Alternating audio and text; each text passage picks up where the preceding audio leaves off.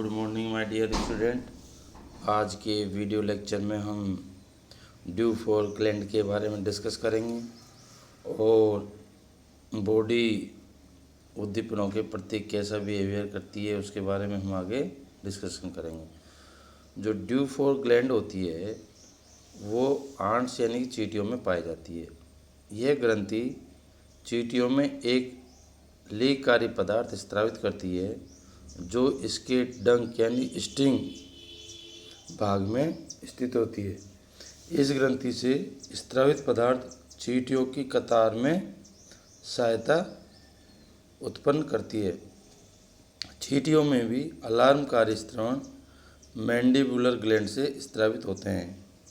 यदि कॉलोनी की एक आंट या चींटी पर आक्रमण होता है तो यह फिरामोन्स स्रावित कर अपनी कॉलोनी के सदस्यों को संदेश प्रेरित करती है। कुछ ही क्षणों में अनेक सदस्य इसे बचाने वहां पहुंच जाते हैं। अलार्मकारी स्रवण सदस्यों द्वारा 3 प्रकार के व्यवहार को प्रभावित करता है। फर्स्ट आता है कॉलोनी के सदस्यों को खतरे के प्रति सावधान रखना। दूसरा है आक्रमण करना। थर्ड है आक्रमणकारी द्वारा की जा रही क्रिया के स्थल व आक्रमणकारी की पहचान करना इत्यादि।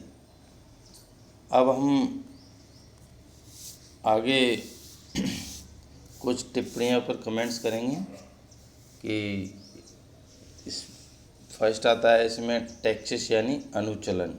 अनुचलन क्या होता है? अनुचलन में जंतु की पूरी बॉडी उद्दीपन के स्रोत की तरफ गति करती है। यह अभिक्रियाएं निम्न प्रकार से प्रदर्शित किया जा सकता है। फर्स्ट आता है नेगेटिव टैक्सिस यानी कि नकारात्मक अनुचलन। जब जंतु उद्दीपन के स्रोत से कहीं अत्यंत या इसके विपरीत दिशा में गति करता है वो नेगेटिव टैक्सिस कहलाता है। दूसरा आता है पॉजिटिव टैक्सिस। जब एनिमल की संपूर्ण देह उद्दीपन के स्रोत की ओर गमन करे तो इस क्रिया को पॉजिटिव टैक्सिस कहते हैं।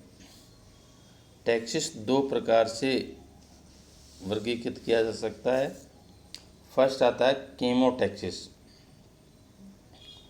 कीमोटैक्सिस में रासायनिक प्रकार की प्रवृत्तियों के उद्दीपनों के प्रति जंतुओं की अभिक्रिया कीमोटैक्सिस कहलाती है।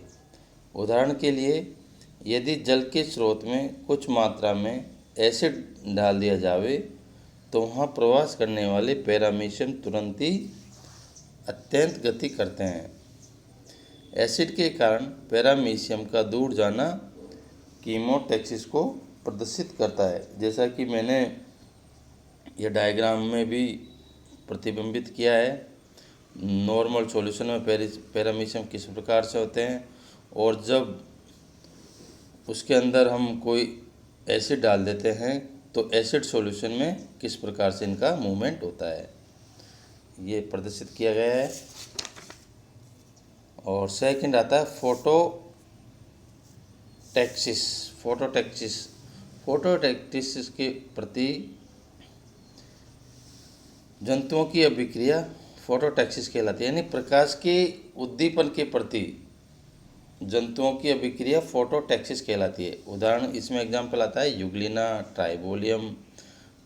ट्राइबोलियम पॉजिटिव फोटोटैक्टिव बिहेवियर प्रदर्शित करता है। ट्राइबोलियम का एक प्रयोग में देखा गया है कि जब लकड़ी के बने बॉक्स में 2 चैम्बर में से एक में प्रकाश दूसरे में अंधकार वाली स्थिति में ट्राइबोलियम को छोड़ा जाता है तो ट्राइबोलियम प्रकाश वाले चैम्बर की ओर जाना पसंद करते हैं। इसे पॉजिटिव फोटोटैक्टिव बिहेवियर को प्रदर्शित करता है। थर्ड आता है इसमें टीलोटैक्सिस। टीलोटैक्सिस के अंतर्गत इस क्रिया में उद्दीपनों के स्रोतों का प्रभाव प्राणी पर देखा जा सकता है। यदि 2 स्रोत की सहायता से एनिमल एक साथ उद्दीपित किया जाए तो वो जंतु केवल एक स्रोत की ओर गमन करने लगता है, जबकि दूसरा स्रोत पूर्ण रूप से छोड़ दिया जाता है। एनिमल दो उद्दीपनों में से एक के प्रति अभिक्रिया व्यक्त करता है, टीलोटैक्सिस कहलाती है। अब आता है मीनोटैक्सिस।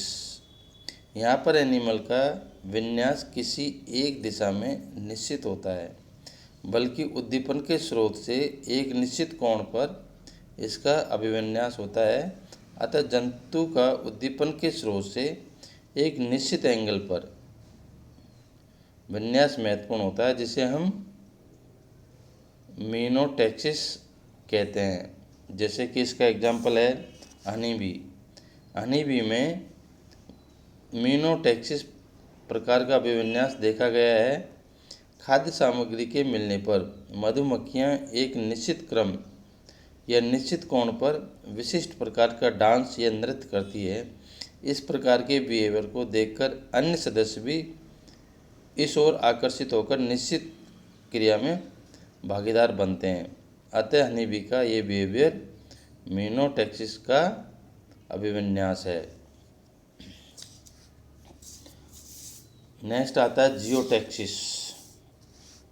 जियोटैक्सिस के अंतर्गत पृथ्वी की गुरुत्वाकर्षण शक्ति के प्रति जंतु अभिक्रिया जियोटैक्सिस कहलाती है। जियोटैक्सिस के अंतर्गत ग्रेविटी की ओर गति को पॉजिटिव जियोटैक्सिस कहलाता है। ग्रेविटी से दूर अभिक्रिया को नेगेटिव जियोटैक्सिस कहते हैं। काइनोटैक्सिस, यहाँ पर निरंतर उद्दीपनों के वेग के प्रति जंतु निरंतर गति करता हुआ अभिविन्यास करता है। मक्खी के मैगेट्स में इसी प्रकार का क्लाइनोटैक्सिस अभिविन्यास देखा जा सकता है। अब सेकंड आता है इसमें काइनेसिस। फर्स्ट था टैक्सिस, अब तक टैक्सिस के बारे में पढ़ रहे थे। अब आता है काइनेसिस यानी गति क्रम। इस प्रकार की गति में उद्दीपनों जैसे प्रभाव, प्रकाश, आर्द्रता इत्यादि की तीव्रता पर निर्भर करती है।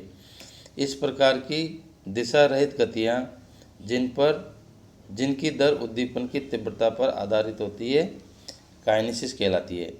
यानी कि काइनेसिस क्या होता है, ये इस प्रकार की गति में उद्दीपनों के जैसे लाइट व आर्द्रता हुई की तीव्रता पर डिपेंड करती है। इस प्रकार की जो मूवमेंट होती है वो दिशाहीन होती है और उद्दीपन की तीव्रता पर आधारित होती है।